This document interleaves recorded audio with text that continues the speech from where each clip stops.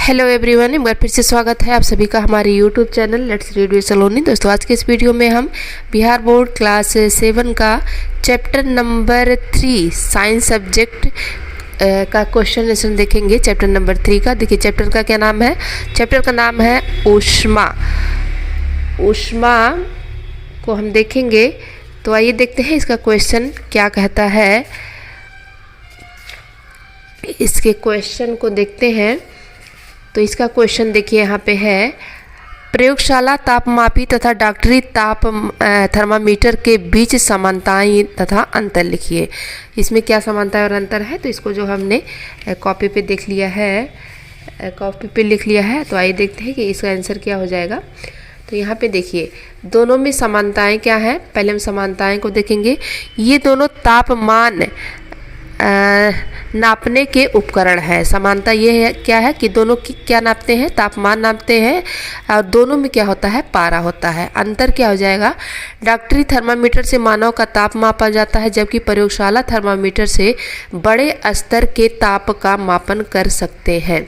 डॉक्टरी थर्मामीटर में 35 degree Celsius से 42 डिग्री सेल्सियस तक तापमान रेंज होता है, जबकि प्रयोगशाला में 10 डिग्री सेल्सियस से 110 यानी 110 डिग्री सेल्सियस तक होता है। और ये हो गया, इसका आंसर हो गया। अब हम यहाँ पे सेकंड का आंसर देख लेते हैं। ऊष्मा चालक तथा ऊष्मा रोधी प्रत्येक के 2 उदाहरण लिखिए। ऊष्मा चालक और ऊष्मा रोधी, तो ये हमारा बुक में ही इसका आंसर होगा, ऊष्मा चालक और ऊष्मा रोधी। तो आंसर नंबर 2 को आइए हम बुक में ही देख लेते हैं।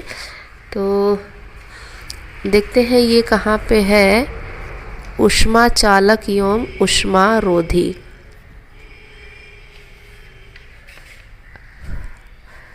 देखते हैं, मिल नहीं रहा।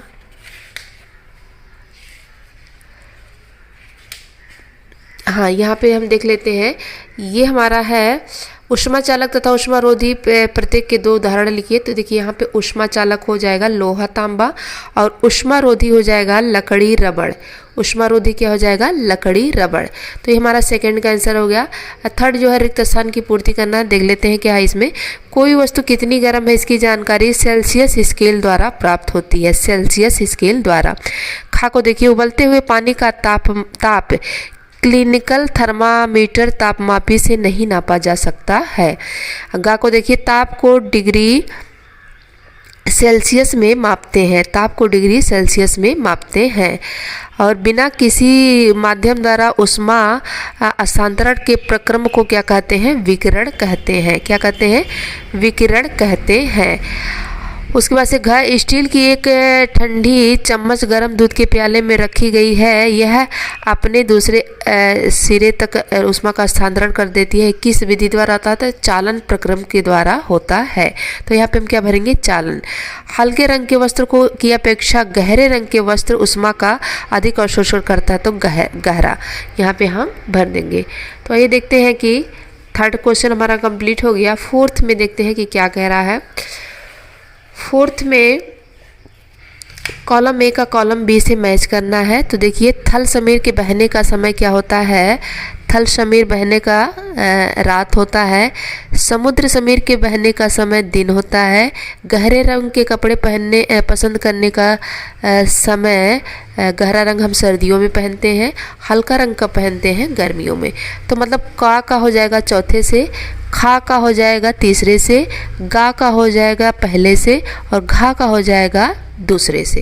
तो इस तरह से हमने ये भी आंसर कंप्लीट कर लिया।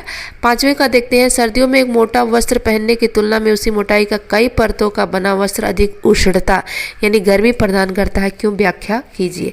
तो आइए देखते हैं। ये हमारा आंसर हमने कॉपी पे लिख लिया है। तो इसका आंसर हो जाएगा, क्योंकि कपड़ों की परतों के बीच हवा फंस जाती है, जो ऊष्मा का कुचालक है। हवा शरीर की गर्मी हवा शरीर की गर्मी को बाहर निकलने से रोकती है, जिससे शरीर क्या होता है, गर्म होता है। तो इस तरह से हमने 5th का आंसर जो है कंप्लीट कर लिया है। आइए 6 का आंसर हम देख लेते हैं। 6 का आंसर ये फिगर दिया है, इसका नाम लिखना है। कौन सी विधि है? तो देखिए यहाँ पे जो पानी उबल रहा है ये संवहन विधि है, ये हमारा विकिरण विधि है, और ये जो है एक सिरे से दूसरा सिरा ये गर्म हो रहा है, क्या हो जाएगा, चालन विधि है। तो इस तरह से हमने 6 का भी आंसर देख लिया। आइए देखते हैं 7 का आंसर क्या करता है। गर्म जलवायु के स्थानों पर यह परामर्श दिया जाता है कि घरों की बाहरी दीवारों पर श्वेत पेंट किया जाए, व्याख्या कीजिए। तो इसका आंसर हम कॉपी में देख लेते हैं। इसका आंसर हो जाए क्योंकि सफ़ेद रंग सूर्य की गर्मी को अवशोषित करने की बजाय उसे क्या करता है, परावर्तित मतलब वापस कर देता है। इस कारण घर के अंदर का तापमान कम रहता है। तो इसका जो है हमारा आंसर कंप्लीट हो गया 7वें का। 8वें का आंसर देख लेते हैं। 30 डिग्री सेल्सियस के 1 लीटर पानी को 50 डिग्री सेल्सियस के लीटर जल के साथ मिलाया गया मिश्रण का ताप होगा, तो घा का ये आंसर हो जाएगा 30 डिग्री से ज़्यादा और 50 डिग्री के बीच। यहाँ पे 9th का आंसर हम देख लेते हैं। 40 डिग्री सेल्सियस से ताप की लोहे की किसी गोली की कटोरी में भरे 40 डिग्री सेल्सियस के जल में डुबाया गया, तो इस प्रक्रिया में उष्मा खा हो जाएगा। ना तो लोहे की गोली से जल की ओर, ना ही जल से लोहे की गोली की ओर स्थानांतरित होगी। तो 9वें का आंसर हमारा हो जाएगा खा। तो इस तरह से हमने 9th भी कंप्लीट कर लिया है। और 10th का आंसर हम देख लेते हैं। लकड़ी की चम्मच को आइसक्रीम के प्याले में डुबाया गया, इसका दूसरा सिरा क्या हो जाएगा, चालन के कारण क्या हो जाएगा, वह ठंडा हो जाएगा। तो मतलब 10 का हम का पे आंसर कर लेंगे, टिक कर लेंगे। 11 का देखते हैं। स्टेनलेस इस्पात की कढ़ाई में प्रायः कॉपर की तली लगाई जाती है, इसका कारण हो सकता है स्टेनलेस स्टील की अपेक्षा तांबा उष्मा का चालक है। तो 11वें का आंसर हम हो जाएगा हमारा गा। तो इस तरह से हमने चैप्टर नंबर 3 का पूरा क्वेश्चन आंसर कंप्लीट कर लिया है।